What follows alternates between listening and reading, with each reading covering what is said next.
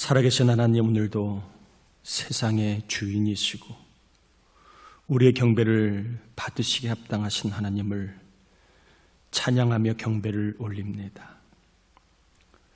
이 시대가 영적으로 어두워가지만 예배를 통하여 하나님의 영광을 보게 하여 주시고 영원한 믿음의 세계를 경험하게 하시고 하나님의 사랑과 능력과 섭리를 발견하는 은혜의 시간 되게 도와 주옵시며, 하나님을 예배하다가 우리 안에 있는 악이 소멸되고 또한 선한 믿음의 삶이 될 수 있도록 우리를 변화시키시고 새롭게 채워 주옵시며, 우리의 삶 가운데 모든 어려움과 짐들 주님께 맡깁니다.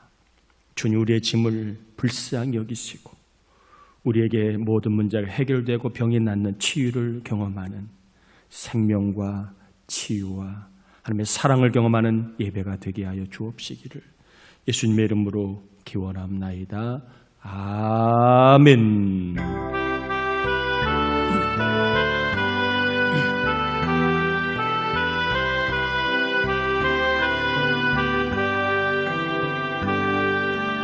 예수 우리 왕이여, 이곳에 오셔서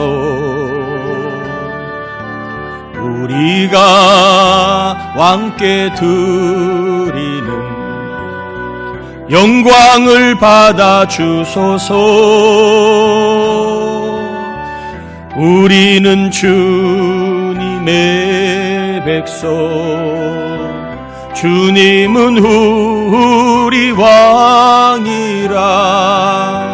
왕이신 예수님 오셔서 좌정하사 다스리소서.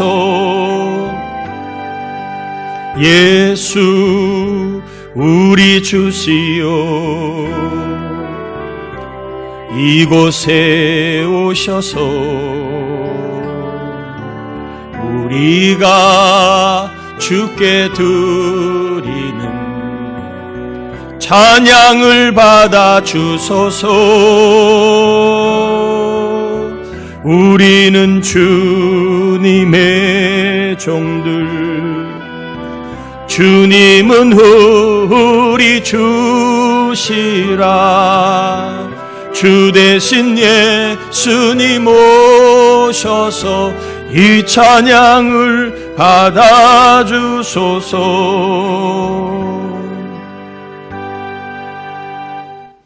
자리에 앉겠습니다. 우리 이 시간에는 우리의 죄와 허물을 참회하는 회개 기도를 같이 올려드리심으로 하나님을 만나는 예배 될 수 있도록 우리 다 함께 죄와 악을 회개하는 기도를 올려드립니다. 하나님 아버지, 감사합니다.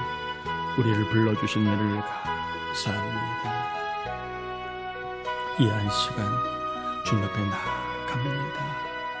아버지 하나님을 만나고 예배하고 경배하며 교통하고 하나님의 음성을 듣고 하나님의 마음을 받고 하나님의 신적인 경건한 의로운 능력을 받기를 원합니다.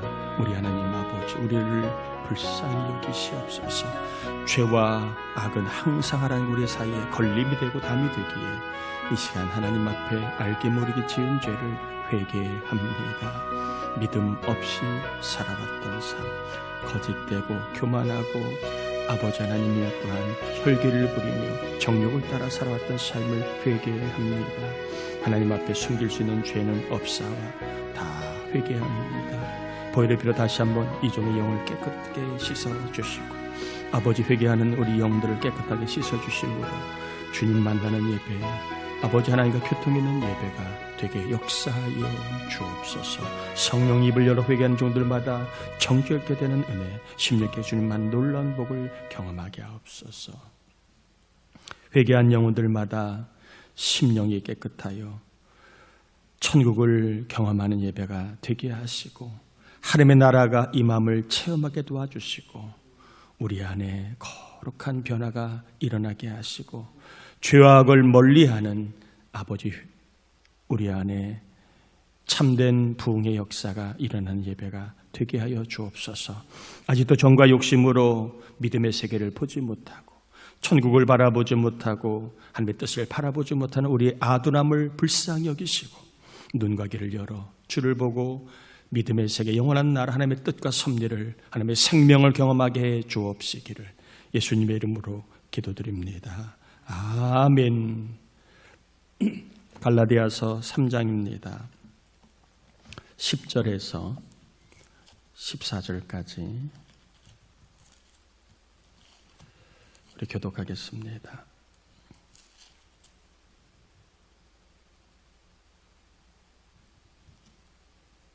갈라디아서 3장 10절에서 14절까지 교독합니다. 무릇 율법 행위에 속한 자들은 저주 아래 있나니 기록된 바 누구든지 율법책에 기록된 대로 모든 일을 항상 행하지 아니하는 자는 저주 아래 있는 자라 하였음이라.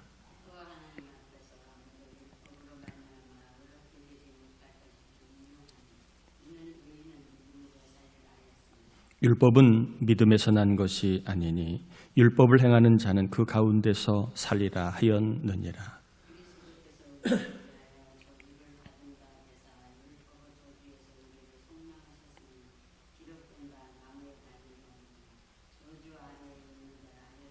같이요. 이는 그리스도 예수 안에서 아브라함의 복이 이방인에게 미치게 하고 또 우리로 하여금 믿음으로 말미암아 성령의 약속을 받게 하려 함이라. 아멘. 네, 교회의 임무는 무엇입니까?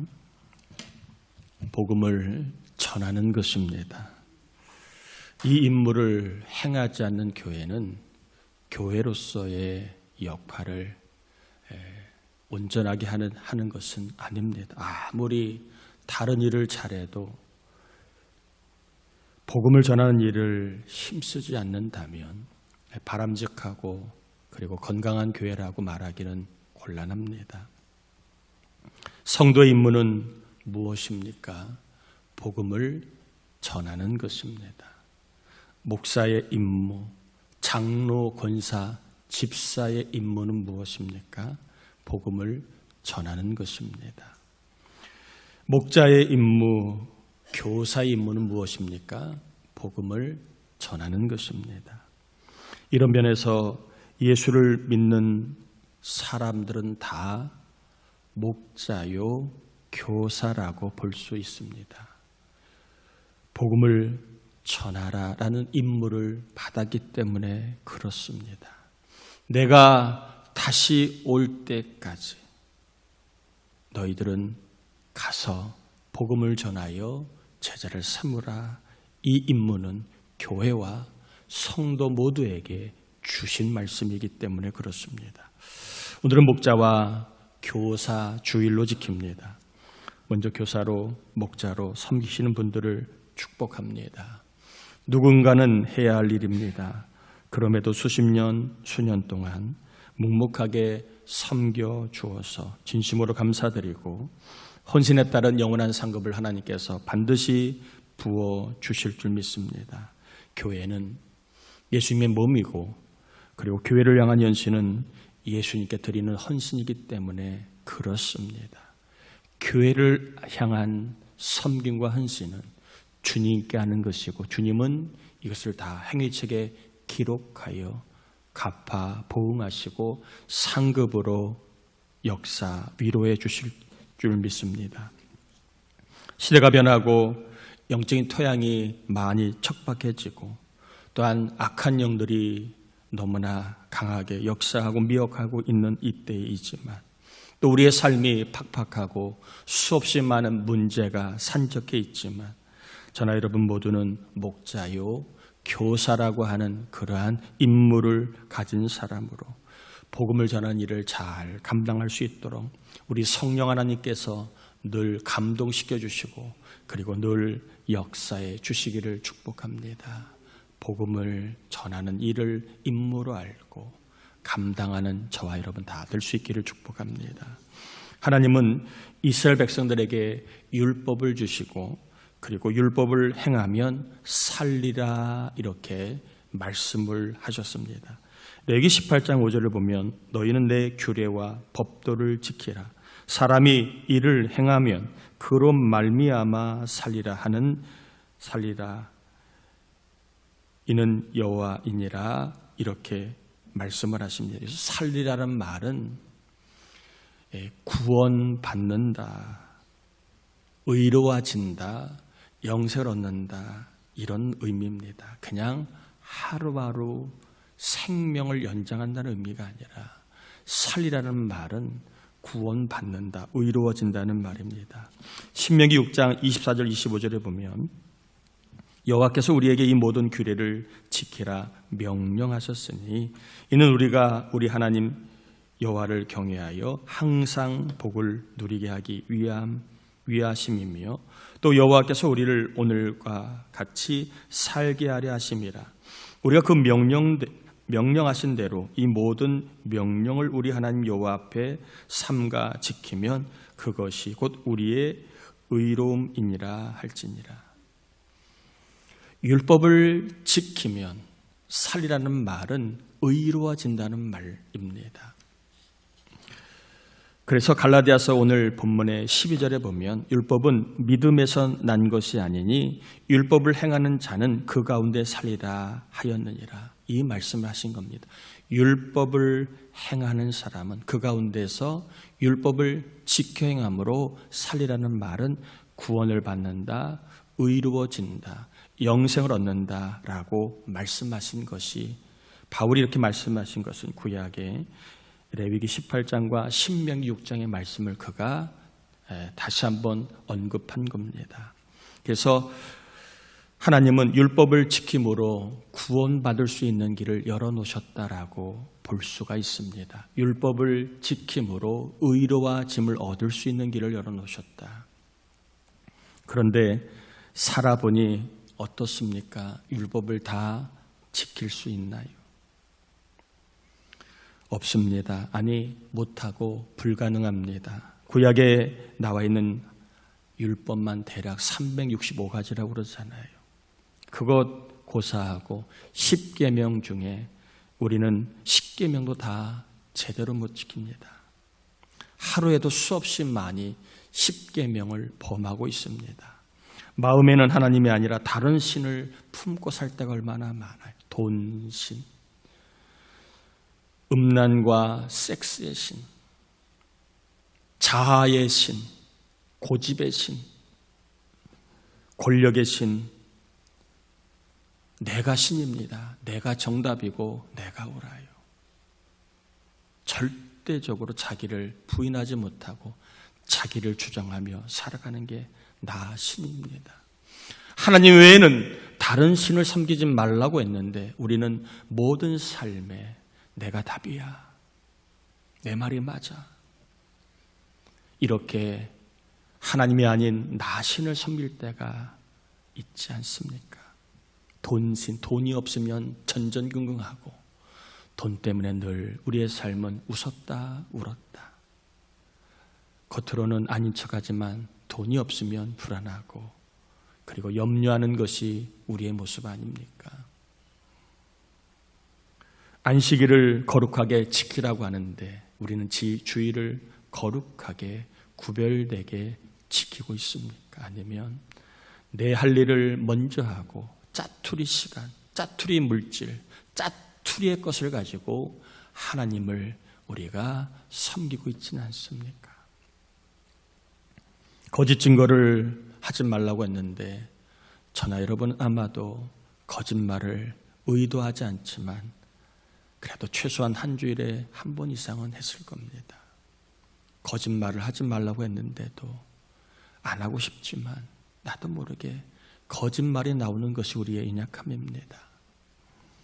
이웃의 집을 탐하지 말라고 했는데 살다가 보니까 이웃집 남편이 더 괜찮아 보이고 우리 집 그이는 늘 신통찮아 보이고 이웃집 그이는 그렇게 아내한테 잘하는데 우리 집 그이는 늘 나를 무시하고 손 하나 까딱하지 않고 언제 사람이 될지 참 답답하기 그지가 없어. 나도 저런 사람하고 한번 살아보면 좋겠다. 마음을 품을 때가 있지 않습니까? 사람인지라 수십 년을 그렇게 살아왔다면 저도 그런 마음을 품었을 것 같습니다. 또 우리 집 아이들은 신통치 않은데 이웃집 아이들은 대학도 잘 가고 취업도 잘하고 결혼도 잘하고 집도 잘 살고 부모한테도 잘하고 우리 집 아이들은 뭔가 늘 아쉬움이 많이 남아요. 살아가는 게 신통치 않아요. 풀리지 않아요. 다 늦어지는 것 같습니다. 그러다 보니까 내 자식을 우리가 만족하고 기뻐하기보다는 나도 모르게 고개가 자꾸 옆집 아이로 돌아갑니다. 저런 아이가 우리 집에만 얼마나 좋을까. 성경은 얘기합니다. 이웃집의 것은 탐하지 말라. 쳐다도 보지 말라. 그런데 우리는 삶이 힘들고 어렵고 내 삶이 여러 가지로 문제가 생기면 나도 모르게 옆집으로 돌아가 저 집은 좋겠다. 저 집 아내는 좋겠다. 저 집 부모는 좋겠다. 이웃의 것을 부러워할 때가 있지 않습니까? 우리는 하루에도 10계명조차도 범하고 지키지 못하고 있는 게 우리의 현실입니다. 아닌 척해도 속으로는 무슨 죄를 짓는지 하나님은 다 아시는 거예요. 사람들의 눈은 속여도 저나 여러분 모두가 하나님은 속이지 못한다. 이런 측면을 볼 때 우리는 율법을 지켜야 구원을 받는다는 길을 우리는 그 길을 갈 수가 있어요? 없어요? 없습니다. 율법을 못 지키면 어떻게 될까? 우리는 이 말씀을 조금 유념해 봐야 합니다. 율법을 지키지 않으면 그냥 세월이 흘러 없어지는 것인가? 그렇지 않다는 거예요. 율법을 못 지키면 하나님이 이번 한 번만이 다 봐주실까? 아니면 주님이 바쁘시고 못 본 척 어물쩍 넘어가 주실까? 아니면 우리가 주님 제가 바빠서요. 제가 아직 믿음이 부족했어요. 주님 제가 먹고 살다가 보니까 어쩔 수 없어요. 우리의 변명이 통할까? 그렇지 않아요. 율법을 못 지키면 어떻게 됩니까? 신명기 27장 26절에 보면 이 율법의 말씀을 실행하지 아니하는 자는 저주를 받을 것이니라 할 것이요. 율법의 말씀을 하나라도 행하지 않는 사람은, 율법의 말씀을 다 지키지 않는 사람은 뭘 받는다? 저주를 받는다. 이렇게 신명기에는 말씀하고 있습니다. 신명기 28장 15절에도 내가 만일 내 하나님 여호와의 말씀을 순종하지 아니하여 내가 오늘 내게 명령하는 그의 모든 명령과 규례를 직행하지 아니하면 이 모든 저주가, 그냥 저주가 아니에요. 모든 저주가 내게 임하여 내게 이를 것이니라. 율법을 안 지키면, 율법을 못 지키면, 율법을 하나라도 범하면 그냥 인생이 아무 일도 없는 게 아닙니다. 모든 저주와 하나님의 모든 진노가 임한다는 겁니다. 우리가 이것을 많이 잃어버리고 살아갑니다. 복음을 전할 때 예수를 믿으면 천국 간다는 이야기만 하지, 예수를 우리가 율법을 지키지 않으면 저주받는다, 이런 얘기는 하지 않아요. 여러분, 성경에 보면요, 율법을 못 지키면 어떤 저주가 임하느냐? 성읍에서도 들에서도 저주를 받고, 이 말은 출근해도 저주, 퇴근해도 저주라는 얘기입니다.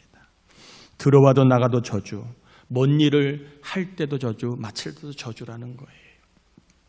그리고 자녀와 땅과 가축이 저주를 받고, 폐병, 연병, 염증, 종기, 치질, 피부병, 정신병의 저주를 받고, 이 저주가 정수리부터 발바닥까지 종기가 생기는 저주를 받게 되고, 그리고 점점 낮아집니다. 인생이 점점 내리막길이고, 그리고 꼬리가 된 어디 가나 널 뒤에서 남만 쫓아다니는 저주를 받게 되고, 그리고 빚의 저주, 뭘 해도 다 남는 거 빚밖에 없어요.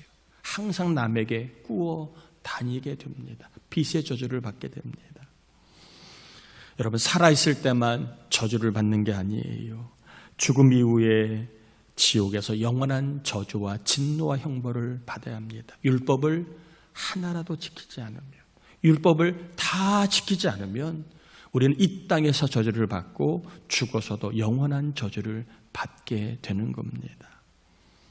그래서 율법을 지키지 않으면 저주 아래 산다라고 갈라디아서 오늘 3장 10절에 말씀하고 있는 겁니다. 무릇 율법 행위에 속한 자들은 저주 아래 있나니 기록된 바 누구든지 율법책에 기록된 대로 모든 일을 항상 하나라도 율법을 범하면 안 되는 겁니다. 하나라도 율법을 범하면 모든 저주 아래 있게 됩니다. 들어와도 나가도 저주, 가축과 자녀가 저주, 경제적인 저주, 살아있을 때도 저주, 죽어서는 영원한 저주를 받게 된다. 여러분, 율법을 못 지킬 때에 우리의 앞날에는 뭐만 있다? 잠시 기쁨이 있고 잠시 성공이 있고 잠시 부가 있는 것 같지만 잠시 행복이 있는 것 같지만 그러나 그것은요 그 뒤에 있는 저주를 가리울 수 없습니다. 율법을 행하지 않는 자에게는 행하지 않는 저주 아래, 삶이 저주 아래 있는 겁니다. 여기를 가도 저주, 저기를 가도 저주. 얼마나 무서운 삶입니까? 저주 아래 있는 사람은 의의가 없고 구원에서 멀어집니다. 이사야 59장 11절에 보면 우리가 곧 곰같이 부르짖으며 비둘기같이 슬피 울며 정의를 바라나, 즉 의를 바라나 의의가 없고 구원을 바라나 우리에게서 멀도다. 율법을 지키지 못해 저주 아래 있는 사람은 구원에서 멉니다. 구원에 이를 수 없다. 의의가 없다라는 얘기입니다. 죄로 인하여 절망하고 저주 아래 절망하는 사람들에게 하나님은 위로부터 의의를 뿌리시겠다, 구원을 창조하시겠다라고 말씀을 합니다. 이사야 45장 8절에 보면 하늘이여 위로부터 공의를 뿌리며, 공의는 세상이 말하는 정의가 아닙니다. 의의를 말하는 거예요. 의의를 뿌리며 구름이여 의의를 부를지어다. 땅이여 열려서 구원을 싹트게 하고 공의도 함께 돋게 할지어다. 나 여호와가 이 일을, 구원의 일을 창조하였느니라. 하나님이 죄 아래 절망하고 저주 아래 절망하는 사람들에게 구원의 길을 열어놓으셨다는 겁니다. 하늘에서부터 하나님의 의를 뿌리시겠다고, 구원을 돋듯 하시겠다라고, 그리고 그 일을 창조하셨다라고 말씀합니다. 구원의 일을 하나님이 창조하셨다. 하나님의 의와 하나님의 구원은 그러면 어떻게 이 세상에 왔을까요? 하나님이 하늘에서 창조한 구원의 일, 의롭게 하는 이 일이 어떻게 세상에 왔을까요? 이사야 53장 10절 11절에 보면 여호와께서 그에게 상함을 받게 하시기를 원하사 질고를 당하게 하셨은즉 그의 영혼을 속건제물로 드리기에 이르면 그가 씨를 보게 되며 그의 날은 길 것이요 또 그의 손으로 여호와께서 기뻐하시는 뜻을 성취하리로다. 그가 자기 영혼에 수고한 것을 보고 만족하게 여길 것이라. 나의 의로운 종이 자기 지식으로 많은 사람을 의롭게 하며 또 그들의 죄악을 친히 담당하리로다. 하나님이 창조하신 의와 구원이 저주와 죄로 신음하는 이 땅에 어떻게 들어왔느냐? 바로 상함받고 고난받는 종, 온 인류의 속죄제물로 십자가에 달려 돌아가신 메시아 예수 그리스도를 통하여 이 세상에 왔다는 것입니다. 저주 아래 살고 있는 사람들이 의를 입게 되는 길, 하나님의 진노 아래 형벌을 받을 사람들이 구원받는 길을 하나님 이 땅에 메시아를 보내시, 그분이 상함을 입고 그리고 고난을 받고 십자가에 달려 죽게 하심으로 하나님은 구원의 일을 이루신 것입니다. 그러므로 예수 그리스도를 믿는 것은 하나님의 의를 입는 것과 같습니다. 의롭게 되고 구원받는 것입니다. 그래서 로마서 3장 22절에 보면 곧 예수 그리스도를 믿음으로 말미암아 모든 믿는 자에게 미치는 하나님의 의인이 차별이 없느니라. 율법으로는 우리가 의로울 수 없습니다. 왜? 다 지키지 못하기 때문에. 지키지 못하면 끝이냐? 아니죠. 저주를 받는데 살았을 때나 죽었을 때나 저주 아래 살게 되는데, 하나님은 이 저주 아래 살고 있는 우리들을 의롭다 구원의 삶을 살 수 있도록 이 땅에 우리의 죄악을 짊어지실 메시아, 그분이 이 땅에 오셔서 왕이고 하나님이심에 불구하고 상함과 멸시와 환난과 고난과 심지어는 죄 없는 자기의 목숨을 내어 놓으심으로 이 땅에 하나님의 의가 들어오게 하셨다는 것입니다. 그래서 율법으로는 의로울 수 없으나, 율법을 지키지 못하여 우리는 저주 아래 살고 있었으나 예수를 믿게 되면 의로운 자가 되고 구원받는 삶을 살게 되는 것입니다. 그러므로 여러분 정리합니다. 복음은 무엇입니까? 교회나 우리의 사명이 복음을 전하는 것인데 복음이 무엇입니까? 무엇이 복음입니까?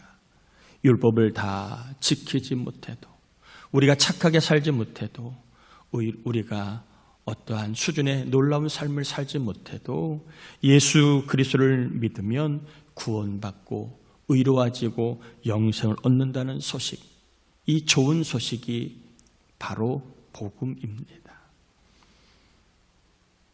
그래서 우리는 예수를 믿으며 구원받는 이 이야기만 전하지, 사실 전제는 율법을 지키지 못해 살았을 때나 죽었을 때나 저주 아래 살고 있었던 사람이라 할지라도 하나님이 보내신 메시아, 그분을 믿고 그리고 그분을 의지하면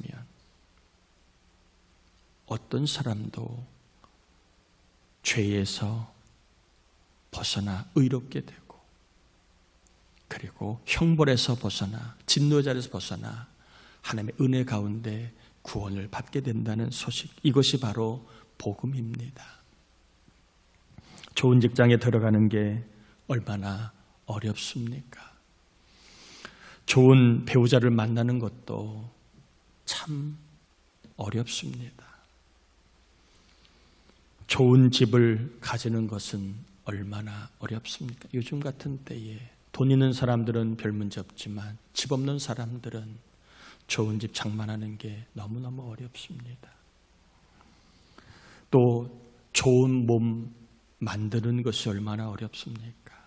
다 원하지만 좋은 몸을 만드는 게 이게 노력을 해도 쉽지가 않아요. 그런데 여러분, 율법을 다 지키지 못했음에도 예수를 믿음으로 죄의 문제, 죽음의 문제, 영생의 문제, 천국의 문제, 의의 문제가 단번에 해결된다면 우리가 거기에 합당한 노력과 어떠한 행위가 따라주지 않아도 인생의 중요한 문제들이 다 한 번에 해결된다면 이게 얼마나 기쁘고 좋은 소식이고 이게 얼마나 최고의 인생이겠습니까? 그래서 우리는 복음을 기쁜 소식이라고 얘기하면서 은혜라고 하지요. 인간의 노력으로는 되는 것이 아닙니다. 전적인 하나님의 그 역사로 우리가 의롭게 되고 구원받게 되고 세상 좋은 직장, 좋은 집을 갖기도 어려운데 그것보다도 비할 수 없는 영원한 나라 천국에 들어간다는 것. 내가 한 것이 없는데, 아니 오히려 거기에 가기에 너무나 하자가 많고 그 반대로 지옥을 가야 마땅한 우리들이 한 게 없어도 예수를 믿기만 하면 단번에 진시황도 권력자도 지혜자도 해결받지 못한 의의 문제와 영생 문제를 해결받았다면 이것만큼 큰 복을 받은 자, 이것만큼 큰 은혜를 입은 자가 어디 있겠습니까? 그래서 우리는 이렇게 담대하게 선포할 수 있습니다. 따라합시다. 예수를 믿으면 저주가 없다. 이게 복음입니다. 저주 아래 있던 우리들, 그러나 예수를 믿으면 우리는 저주 아래 있지 않습니다. 죽음 이후에 저주가 없고 이 세상에 저주가 없습니다. 저주 아래 있는 자가 아니라 우리는 은혜 아래 있는 자입니다. 따라합시다. 나에게는 저주가 없다. 아멘. 이걸 믿는 거, 이걸 말하는 게 복음입니다. 삶이 아무리 힘들고 그리고 저주 같아도 내 인생은 저주받았어 그러면 안 되는 겁니다. 복음을 아는 사람은요, 예수 믿으면 저주가 있다 없다? 없다라고. 내 인생은 연단은 있어도 저주는 없다. 이게 복음을 믿는 겁니다. 또 이게 믿어지는 게 은혜입니다. 따라합시다. 예수를 믿으면 형벌이 없다. 네, 이것이 복음입니다. 나는 내 삶의 죗값을 치르고 있는 거야. 이건 예수 믿기 전에 하는 말입니다. 예수 믿으면 주님이 우리의 죗값을 다 어린 양처럼 짊어지고 십자가에 달려 우리의 형벌을 대신 받으신 겁니다. 하나님의 진노를 다 받으신 겁니다. 그래서 어떤 신학자는 나에게는 진노에 남은 분이 없다. 왜? 예수님이 내 진노를 받아야 할 일은 다 받으셨기에 나에게는 받을 진노가 없다. 이렇게 표현하는 신학자도 있습니다. 저는 맞다고 봅니다. 예수를 믿는다는 이유 때문에 받아야 할 진노와 형벌이 없습니다. 이게 얼마나 큰 은혜입니까? 그래서 우리는 형벌에 대한 두려움 없이 오늘도 있으나 없으나 어떻게 살아가요? 기쁘고 평안하게 살아가는 겁니다. 왜? 형벌이 없으니까. 깜빡할 이유가 없는 겁니다. 지금 정치인들 지금 얼마나 정권이 바뀌고 또 이게 바뀌면 얼마나 떨리겠습니까? 왜? 깜빡할 일이 깜빵에 대한 두려움이 있으니까 그렇죠. 죄 없는 자를 죄를 만들어 깜빵에 보내기를 하고 죄 있는 자를 죄가 없다고 바꾸는 게 세상 권력 아닙니까? 세상도 그렇게 형벌을 내리길 좋아하는데 예수 믿으면 받을 형벌이 없다. 얼마나 이게 참 기쁘고 복된 일입니까? 형벌 받을 게 워낙 많아요, 우리는. 그러나 예수를 믿기 때문에 형벌을 받지 않아도 된다. 이게 복음이고 이게 은혜입니다. 어떠한 죄라도 주님은 예수 믿는 자가 회개하고 그리고 예수님이 내 모든 죄를 짊어지고 돌아가셨음을 믿기만 하면 주님은 어떤 죄에 대해서 형벌을 내리실 수 없습니다. 그게 하나님의 은혜입니다. 또 따라합시다. 예수를 믿으면 죽음이 없다. 이게 복음입니다. 아니, 목사님 왜 안 죽어요? 교통사고로 죽고 병으로 죽고 다 죽지요. 여기서 말하는 죽음은요, 그러한 육적인 죽음을 말하는 게 아닙니다. 예수를 믿게 되면 영적인 생명을 말하는 겁니다. 그래서 영적인 생명을 우리는 영생이라고 얘기합니다. 예수를 믿으면 죽음이 없다는 말은 예수를 믿으면 우리는 영생한다. 신천지가 말하는 14만 4천, 하나님의 교회가 말하고 여호와 증인이 말하는 14만 4천 명만이 영생을 얻는 게 아니라 그것은 거짓된 것입니다. 예수를 믿고 예수가 내 모든 죄를 짊어지고 돌아가신 메시아임을 믿는 사람은요, 영생을 얻습니다. 이게 사망이 없다는 말입니다. 사망이 없다는 말은 지옥에 가지 않는다는 말이에요. 죽어도 우리는 지옥 갈까 겁낼 필요가 없다는 것입니다. 그래서 이것이 복음입니다. 복음은 예수 믿는 자에게는 저주가 없다. 예수 믿는 자에게는 형벌이 없다. 예수 믿는 자에게는 죽음, 지옥이 없다. 이게 복음입니다. 내가 그렇게 할 만한 대가를 지불하지 않았는데도 내가 주님 명하신 의로워지는 길 율법을 다 지키지 못했음에도 불구하고 예수를 믿기 때문에 단번에 우리는 모든 문제, 중요한 영생의 문제, 의의 문제가 해결되었습니다. 이게 하나님이 주신 하늘에서 내리시는 의라는 겁니다. 예수 그리스도를 통하여 누구나 이 하늘의 의를 입게 되는 것, 이것이 복음입니다. 예수님을 통해 주어진 이 하나님의 의는 영원합니다. 빼앗기지 않아요. 물론 성경에는 배반하는 자, 떠나는 자가 나오긴 하지만 저는 성령의 감독으로 예수를 믿는 사람은 성령께서 주님을 모른다, 배신하게 하실 리가 없다고 생각합니다. 그래서 성경에 나와 있는 떠난 자, 배신한 자들은 뭐냐? 처음에는 예수를 믿었다고 했는데 주여 주여 귀신도 내어 쫓았는데 나중에 주님 모르는 자로 인정받는 자들은 뭐냐? 여기에 대한 해석은 사실 쉽지가 않아요. 그러나 제가 갖고 있는 견해는 그렇습니다. 성령의 감동으로 예수를 주라 시인하는 사람은 절대적으로 성령께서 어떤 일을 만나도 예수를 부인하게 하실 일은 있다 없다? 없다. 저는 그렇게 봅니다. 정확한 것은 하나님만 아시겠죠. 이 말 갖고 구원에 대해서 장난하거나 그리고 착하게 살지 못하고 사랑하지 못하면 구원받지 못하고 이렇게 말씀을 잘못 적용하면 구원자 예수를 믿을 필요가 없는 것입니다. 성경은 다 모르지만 그러나 분명한 사실은 성경을 통하여 성령을 통하여 예수를 주라 시인한 자에게는 주님이 그 의를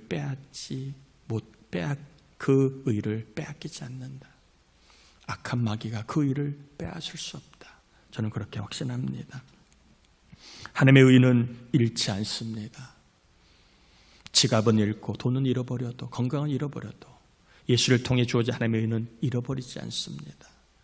영원히 잃어버리지 않아요. 그러니까 이걸 우리는 놀라운 은혜라고 얘기하는 겁니다.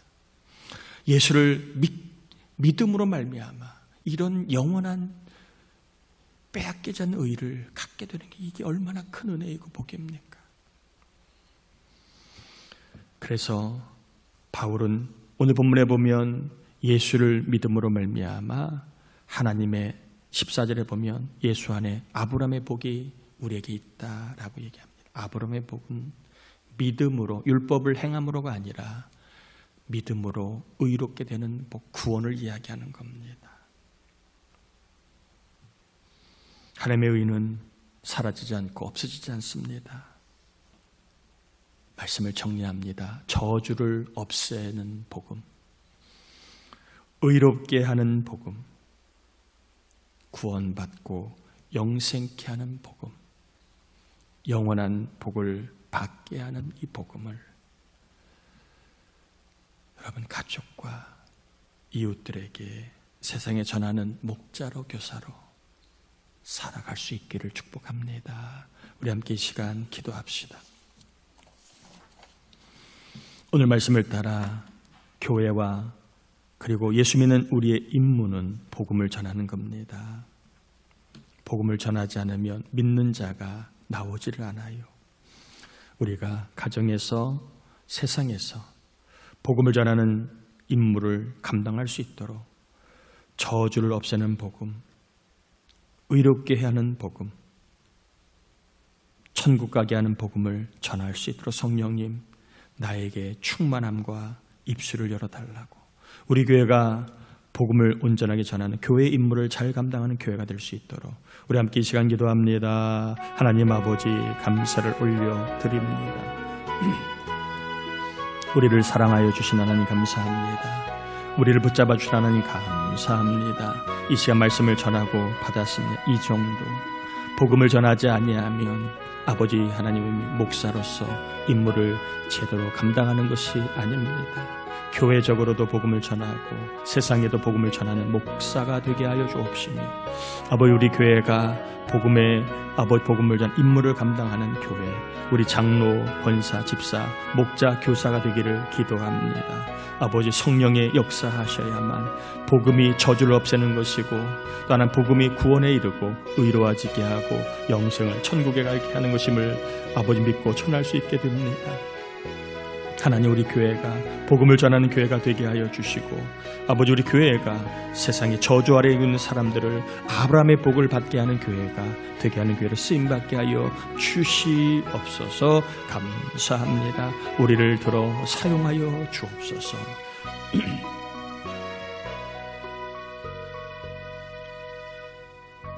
하나님 교회와 목사, 장로, 권사, 집사, 교사, 목자의 임무는 복음을 전하는 것입니다.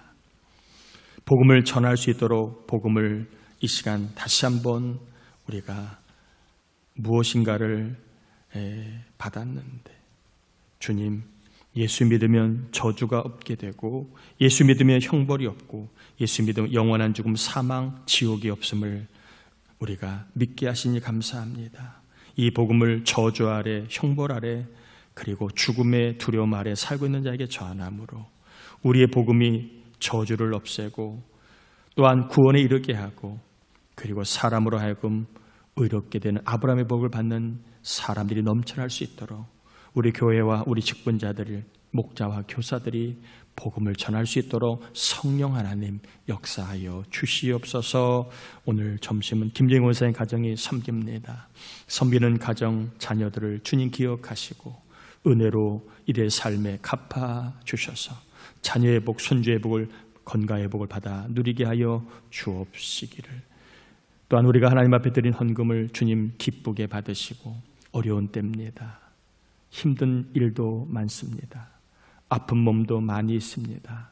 그럼에도 불구하고 하나님 말씀을 붙잡고 하나님 앞에 예물을 올려드리오니 예물을 통하여 문제가 해결되고 수금이 잘 되고 길이 열리고 대문이 열리고 하늘문이 열리고 또 하나님 나누고 베풀며 드리며 살아가는 놀라운 복을 받는 헌금이 되게 역사에 주옵시며 온갖 병이 낫는 치유를 경험하게 하시옵소서. 병은 떠나가고 귀신은 떠나가고 악한 영도 떠나가고 성신이 역사하는 거룩함을 경험하는 한 주간이 되게 하여 주옵시기를 예수님의 이름으로 축복하며 기도합니다. 아멘. 교회 소식을 전합니다. 이번 주 중부기도자 이미선 권사님, 박은경 집사님, 강미규 집사, 하원이와 세미위에 기도해 주길 바라고요. 이번 주 구하라 금요 새벽 예배 특성은 여자 이목장입니다. 다음 주일은 가정부흥회 있습니다. 가정의 달을 맞이하여 우리 가정부흥회를 준비했으니까 대표기도 김남규 장로님, 안내, 헌금위원, 또 접대위원 잘 섬겨주시길 바라고요. 특별히 한 주간 동안 우리의 심령과 우리 가정 자녀들이 영적으로 살아날 수 있도록 기도하며 준비하시면 한 번에 놀라운 일이 일어나지 않아도 하나님 우리의 믿음과 또 우리의 그 인내를 꼭 기억하시고 때가 되면 열매로 위로해 주실 줄 믿습니다. 자, 부천서지방 연합성회가 5월 26일 날 이달 말 주일날 저녁 7시에 있게 됩니다. 그리고 부천서지방 여선교회 이사회 6월 13일 목요일 날 오전 10시 반에 있습니다. 또 우리 교회가 우리 지방 행사에 잘 참여하고 있습니다. 감사하고 또 연합하는 일에 우리가 함께함으로 교회가 하나 되는 일에도 더 힘써 주시기를 바랍니다. 여름성대학교 강습회가 6월 1일 날 토요일 날 오후 1시에 있습니다. 나머지 여러분 참고하시겠습니다. 여러분 다시 한번 일주일에 한 번만이라도 예수 믿으세요. 복음을 전하는 전하 여러분 될 수 있기를 바랍니다. 따라합시다. 예수님을 믿으세요. 아멘. 자리에서 일어납니다. 축도함으로 예배 마칩니다. 지금은 우리 주님 예수 그리스도의 은혜와 하나님 아버지의 사랑하심과 복음을 복으로 알고 절하도록 그래서 저주 아래 있는 사람들을 저주 없는 삶으로 형벌 아래 있는 사람들을 형벌이 없는 삶으로 영원한 죽음 아래 있는 사람들을 영원한 생명을 누리는 삶으로 구원의 역사를 경험케 하시는 성령의 감동함아 충만하시면 우리 모두에게 자녀들에게 가정에게 함께하옵시기를 간절히 축원합나이다. 아멘.